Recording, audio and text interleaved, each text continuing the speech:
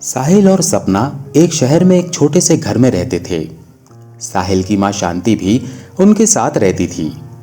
शांति सुबह जल्दी उठकर तैयार हो जाती, घर में पूजा करती और उसके बाद वो मंदिर चली जाती थी। एक दिन शांति पूजा करने मंदिर गई। सपना रसोई में काम कर रही थी। तभी साहिल वहां आ जाता है और कहता है, सपना जल्दी से एक कप चाय बना दो, मुझे ऑफिस जाने में देर हो रही है। सपना साहिल से कहने लगी, हाँ अभी बना देती हूँ, मैं आपसे एक बात करना चाह रही थी। माँ जी सुबह घर में पूजा करती हैं, उसके बाद मंदिर जाती हैं, वहाँ हर दिन किशन जी को माखन मिश्री का भोग लगाती हैं। इस महंगाई में ये सब ठीक नहीं है। साहिल ये सुनकर बोला, कोई बात नहीं, माँ तो पिताजी के सामने भी ऐसे ही भोग लगाती थी, अब उन्हें मना करूंगा तो बुरा मान जाएंगी। इसी तरह समय बीत रहा था, लेकिन सपना को हमेशा ये बात खटकती थी कि उसके पति की कमाई से मक्खन मिश्री का भोग मंदिर में लगाया जाता है। एक दिन उसने शांति को समझाते हुए कहा, माँ जी आप हर दिन मंदिर में इतना सारा मक्खन मिश्री बांट आती हैं, इसकी क्या ज़रूरत है? वैसे भी अब महंगाई काफ़ी बढ़ गई है, आपको थोड़ा सोचना चाहिए। ये सुनकर शांति बोली, बहू ये तुम क्या कह रही हो? तुम इतना पैसा इधर उधर खर्च करते हो, 300 रुपये का पिज़्ज़ा मंगवाते हो, उसमें फिजूल खर्ची नहीं होती, और मेरे कान्हा जी के भोग में तुम्हें तकलीफ हो रही है। ये मत भूलना, उन्हीं की कृपा से इस घर में सब चल रहा है। सपना उनकी बात सुनकर चुप हो जाती है। एक दिन सपना की एक सहेली प्रिया सपना से मिलने आती है। वो आकर सपना से उसका हालचाल पूछती है और उसके बाद पूछती है, तेरी सास कहाँ है?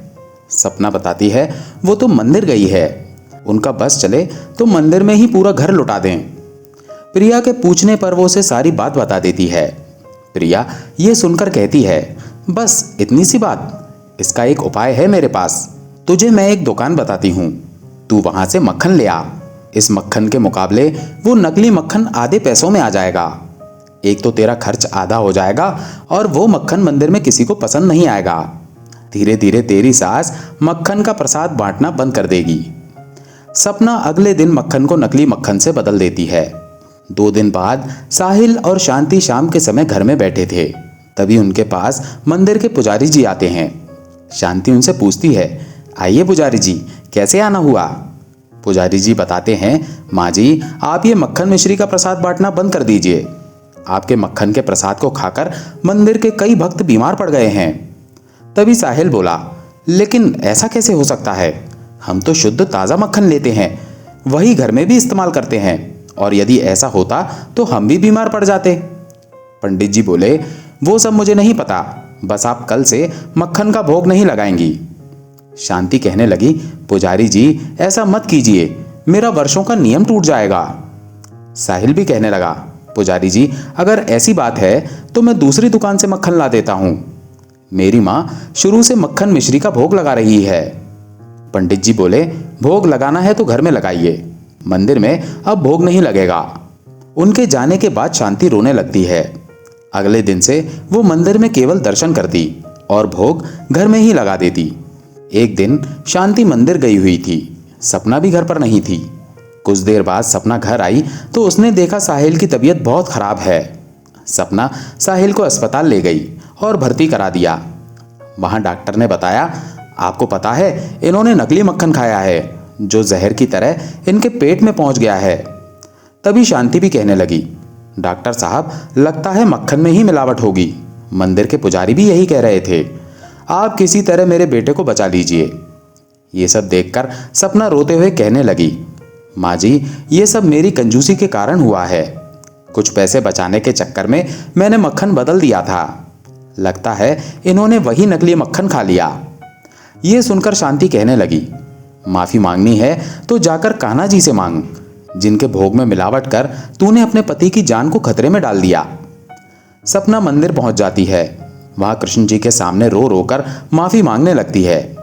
उसकी बात सुनकर पुजारी जी कहते हैं, बेटी तूने ये अच्छा नहीं किया, मैंने बेकार में ही तेरी सीधी सादी सास को भोग लगाने से मना कर दिया।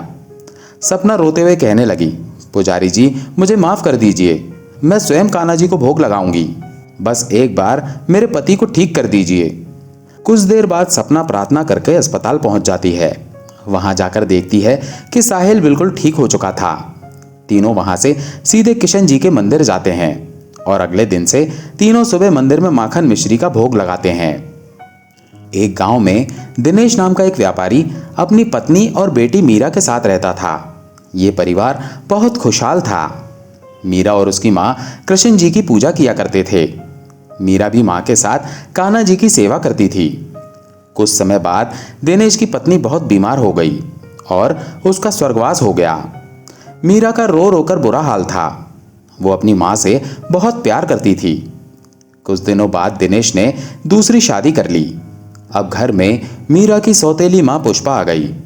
पुष्पा मीरा के साथ बहुत बुरा व्यवहार करती थी। दिनेश के सामने वो सीधी बन जाती थी और उसके जाते ही मीरा को मारती पीटती और घर का सारा काम करवाती थी।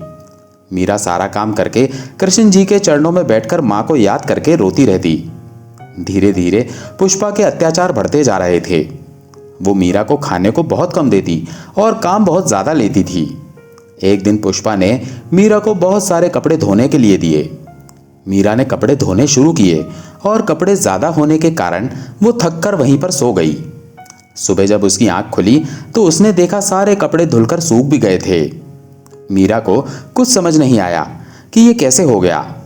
पुष्पा जानबूझकर उसे रात में काम देती जिससे कि वो सो ना सके, लेकिन मीरा जब थककर सो जाती तो उसका काम अपने आप हो जाता था। मीरा बहुत हैरान थी कि न जाने कौन उसकी मदद कर रहा है। एक दिन उसने सोने का झूठा नाटक किया और छुपकर देखने लगी कि उसकी मदद कौन कर रहा है। तभी उसने देखा कि एक छोटा सा लड़का उसके घर के बाहर बांसुरी बजा रहा है और सारा काम अपने आप हो रहा है। जब उसने बांसुरी बजानी बंद की तो काम भी हो चुका था। उसके बाद वो लड़का चला गया। मीरा ने अगले दिन भी यही घटना देखी। वो कुछ समझ नहीं पा रही थी। एक दिन वो उस लड़के के सामने गई। उसे देखकर वो लड़का मुस्कुराने लगा। तब मीरा ने कहा, तुम कौन हो? तब उस लड़के ने कहा, मैं यहीं कृष्ण जी के मंदिर के पास रहता हूं और मुझे कान्हा जी ने तुम्हारी मदद के लिए भेजा है। ये सुनकर मीरा बहुत खुश हुई कि कान्हा जी उसका कितना ध्यान रखते हैं। तभी उस लड़के ने कहा, बहन मुझे भूख लगी है, कुछ खाने को दे सकती हो क्या? मीरा ने कहा, भैया तुम क्या खाओगे? तभी उस लड़के ने कहा, मैं तो केवल माखन और मिश्री ही खाता हूं। मीरा ने मंदिर से माखन और मिश्री लाकर उसे दे दिया और उस लड़के ने मजे से खा लिया। अब ऐसा हर दिन होने लगा। मीरा मंदिर के प्रसाद में से थोड़ा सा मक्खन और मिश्री उस लड़के के लिए रोज छुपा कर लाती। फिर वो लड़का रात को आता और बांसुरी बजाता। बाद में माखन मिश्री खाकर चला जाता। एक दिन पुष्पा ने मीरा को माखन मिश्री छुपाते हुए देख लिया। उसने सोचा रात को ये माखन मिश्री खा लेती है, तभी ये सारा काम करके भी थकती नहीं। उसने मीरा से पूछा तो मीरा ने उसे सब कुछ बता दिया, पर पुष्पा को उसकी बात पर विश्वास नहीं हुआ। उसने मीरा को बहुत मारा। मीरा रोते रोते कान्हा जी को याद करके सो गई। उस दिन पुष्पा ने माखन मिश्री भी अपने पास रख लिया। रात को जब मीरा ने बांसुरी की आवाज सुनी तो उसकी नींद खुली। उसने उस लड़के को सारी बात बता दी। उस लड़के ने कहा, कोई बात नहीं, कुछ दिनों बाद जन्माष्टमी आने वाली है, तुम उस दिन मंदिर में आ जाना, वहां कृष्ण जी तुम्हारे सारे कष्ट मिटा देंगे। कुछ दिन बाद जन्माष्टमी का दिन आया। मीरा ने सुबह जल्दी उठकर कान्हा जी को नहलाया, उनको नई पोशाक पहनाई। कुछ देर बाद दिनेश पुष्पा और मीरा को लेकर मंदिर में भगवान के दर्शन करने गया। तभी पुष्पा मंदिर की सीढ़ियों पर ठोकर खाकर गिर गई और उसकी आंखों के सामने अंधेरा छा गया। उसे कुछ दिखाई नहीं दे रहा था। उसने मीरा को आवाज लगाई। तब दिनेश और मीरा ने मुड़कर देखा तो पुष्पा को उठाया, पर उसे कुछ दिखाई नहीं दे रहा था। दिनेश ने पुष्पा को एक कोने में बिठाया। तब मीरा ने कहा, पिताजी मैं कृष्ण जी की पूजा करके आती हूँ, उनका प्रसाद खाके माँ ठीक हो जाएंगी। ये कहकर मीरा कृष्ण जी के सामने पहुंच गई। उसने कान्हा जी के दर्शन किए और माँ को ठीक करने के लिए प्रार्थना की। वो आंखें बंद कर प्रार्थना कर रही थी। कुछ समय बाद उसने आंखें खोलकर देखा तो उसे कान्हा जी की मूर्ति के अंदर वही लड़का दिखा जो रोज उसके घर आकर बांसुरी बजाता था। मीरा की आंखों से आंसू बहने लगे।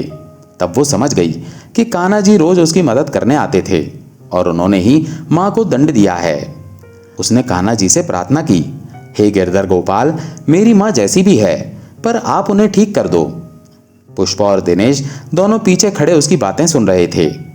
पुष्पा ने मीरा को गले लगा लिया और बोली, बेटी मुझे माफ कर दे, मैंने तेरे साथ बहुत बुरा किया है, फिर भी तू मेरी आंखें ठीक करना चाह रही है। फिर पुष्पा और दिनेश भगवान के चरणों में नतमस्तक हो गए। तब पुष्पा ने सर उठाकर आंखें खोली तो उसे सब दिखने लगा। वो खुशी से झूम उठी और कान्हा जी के पैर पकड़कर उनसे माफी मांगने लगी। इसके बाद पूरा परिवार खुशी खुशी घर आ गया। कान्हा जी की कृपा से यह परिवार पहले की तरह खुशहाल हो गया। कनकपुर गांव में भगवान विष्णु का एक मंदिर था तथा इस मंदिर के आगे एक सुंदर व काफी बड़ा बाग था। वहीं एक छोटी सी कुटिया में बाग का माली जीतो अपनी पत्नी रमा के साथ रहता था। जीतो सारे दिन बाग की देखभाल करता, पेड़ों को पानी देता। रमा घर का काम करती थी। घर का काम समाप्त होने के बाद वो मंदिर में जाकर भगवान विष्णु के भजन गाया करती थी। एक दिन वो एक पेड़ के नीचे बैठी भजन गा रही थी। तभी उसे एक मोर दिखाई दिया। वो रमा के आसपास घूम रहा था और अपने पंख फैलाकर नाच रहा था। रमा ने मोर को नाचते देखा तो उसे बहुत अच्छा लगा। जब तक रमा भजन गाती रही, मोर वहीं घूमता रहा और उसके बाद वो कहीं चला गया। शाम को रमा ने जीतो को मोर के बारे में बताया तो उसने कहा, मैंने तो कोई मोर नहीं देखा। अगले दिन जब रमा भजन गाने बैठी तो वो मोर फिर आ गया और भजन सुनकर नाचता रहा, फिर वहां से चला गया। रमा भजन समाप्त होने पर उसे ढूंढती रही, लेकिन वो मोर कहीं नजर नहीं आया। अगले दिन रमा मंदिर गई और मंदिर के पुजारी से मोर के बारे में पूछा। पुजारी ने कहा, बेटी मैंने तो कोई मोर नहीं देखा, हो सकता है पास के जंगल से आया हो। तब रमा ने कहा, लेकिन बाबा मैं जब भजन गाती हूं तब वो यहीं आता है और जैसे ही भजन पूरा हो जाता है वो चला जाता है, उसके बाद कहीं नजर नहीं आता। तब पुजारी ने कहा, बेटी वो कोई साधु या संत होगा जिसका जन्म मोर के रूप में हुआ होगा। जब भी वो भगवान श्री विष्णु के भजन सुनता होगा तो वो झूमने लगता होगा। इसी तरह कुछ दिन बीत गए और वो मोर हर दिन भजन सुनने आने लगा। एक दिन रमा ने जीतो से कहा, वो मोर हर दिन भजन सुनने आता है, मुझे कुछ समझ नहीं आ रहा। तब जीतो ने कहा, अरे बाग है, पक्षी उड़ते उड़ते आ जाते हैं, ऐसे ही मोर आ जाता होगा। तुझे लगता है तेरा भजन सुनने आता है, हो सकता है वो खाने की तलाश में आता हो। अगले दिन जब वो मोर आया तो रमा ने बीच में ही भजन गाना बंद कर दिया और मोर के सामने जाकर बैठ गई। उसे देखकर मोर जाने लगा। तब रमा ने कहा, हे पक्षीराज मयूर, तुम साधारण मयूर नहीं हो, मैं तुम्हारे बारे में जानना चाहती हूं, तुम कौन हो? यह सुनकर वो रोने लगा। उसने इंसान की आवाज में कहा, माता मैं पिछले जन्म में एक शिकारी था, जंगल से मोर पकड़कर उनके पंख निकालकर बाजार में बेचा करता था। एक बार जंगल में मैंने एक मोर पकड़ा, उसके पंख निकालने के कारण वो घायल हो गया और मरने लगा। तब उसने मुझसे कहा, हे दुष्ट शिकारी, तूने धन के लालच में ना जाने कितने मोरों को मारा होगा। हमारे पंख निकालने के कारण जो कष्ट हमें होता है वो तू कभी नहीं समझ सकता, इसलिए मैं तुझे श्राप देता हूं कि अगले जन्म में तू मोर बने और तुझे भी इसी प्रकार कष्ट हो। ये कहकर वो रोने लगा। तब रमा ने पूछा, तुमने जो किया उसकी सजा तो तुम्हें मिल रही है, लेकिन तुम इंसान की तरह कैसे बोल लेते हो और इस श्राप से तुम्हें कैसे मुक्ति मिल सकती है? तब उस मोर ने कहा, जब कोई मेरे पंख निकालता है तो मुझे बहुत दर्द होता है, लेकिन इन कष्टों को सहते हुए जब से मेरा जन्म हुआ है मैंने श्री हरि विष्णु का नाम जाप शुरू कर दिया। इसी जाप के कारण मेरे कष्ट कम हो गए। आपको भजन गाता देखकर मेरा मन नाचने को बेचैन हो जाता है। भगवान श्री विष्णु की मुझ पर बहुत कृपा है, मैं कभी भी अपना रूप बदल सकता हूं। ये कहकर वो सुंदर लड़के के रूप में प्रकट हो जाता है। उसे देखकर रमा बहुत खुश होती है और पूछती है, किंतु तुम किसी और को क्यों नहीं दिखाई देते? तब मोर रूपी लड़के ने कहा, मैं इंसान के रूप में रहता हूं, किंतु जब कोई श्री हरि विष्णु के नाम का गुणगान करता है तो मैं अपने आप को रोक नहीं पाता और मैं मोर के रूप में नाचने लगता हूं। रमा ने आगे पूछा, तुम्हें श्राप से कैसे मुक्ति मिल सकती है? क्या मैं तुम्हारी कोई मदद कर सकती हूं? तब मोर ने कहा, माता ये बहुत कठिन है। यदि आप अपने पति के साथ 1 सप्ताह तक बिना अन्न जल ग्रहण किए यज्ञ का अनुष्ठान करें और मुझे पुत्र के रूप में पाने की कामना करें तो भगवान विष्णु की कृपा से मुझे मोर के जन्म से मुक्ति मिल जाएगी और मैं आपको पुत्र के रूप में प्राप्त हो जाऊंगा। रमा ने शाम को यह बात जीतो को बताई। जीतो ने मंदिर के पुजारी से बात की और यज्ञ का अनुष्ठान किया। 7 दिन तक लगातार यज्ञ चलता रहा। 7वें दिन यज्ञ की अंतिम आहुति के साथ मोर ने अपने प्राण त्याग दिए और 9 महीने बाद रमा के गर्भ से एक तेजस्वी बालक के रूप में जन्म लिया।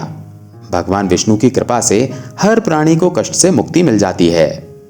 मित्रों, आपको ये कहानी कैसी लगी हमें कमेंट बॉक्स में जरूर बताएं। चैनल पर नए हैं तो इसे सब्सक्राइब जरूर कर लें। धन्यवाद।